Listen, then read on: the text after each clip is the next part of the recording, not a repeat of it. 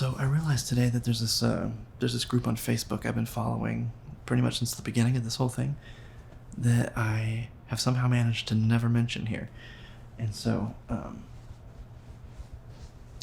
it's this girl named Kate who's a teaching fellow at UNT right now. But she started this group called COVID by Numbers, Denton, Texas.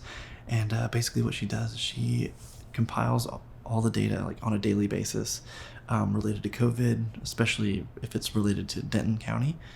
And she posts it, and then she very clearly explains like what is happening. Like, this is what these numbers mean. This is why certain things look the way that they do, et cetera, et cetera.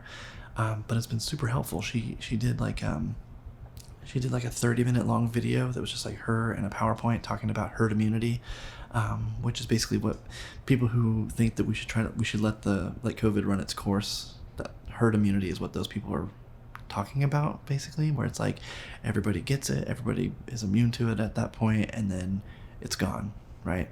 But there's a lot of evidence to suggest that once you get it, you can get it again, and you may not necessarily be immune for forever or for even very long. But she did a really good video explaining that, and she also talked a lot about like the death lag. And so like if somebody died today from COVID, it wouldn't be reported for days or even longer afterwards because of the time it takes to process the paperwork behind it and also report it.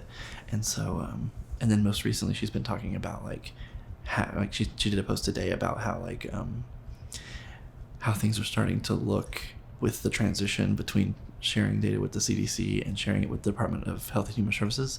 And so it's been really interesting to see like what kinds of things she's noticing in the data now that are different than what she had been seeing, and trying to like figure out what it means. But it's a really good group for like just like looking at the raw numbers and having somebody there to like help walk you through them in a non-politicized way, you know. And so I'm really glad that we have something like this here in Denton. I'm not sure if a lot of places have something like that, but if you are from here or around the area, it might be helpful to take a look at it and see if it's helpful. So it's called COVID by Numbers, Denton, Texas, and it's great.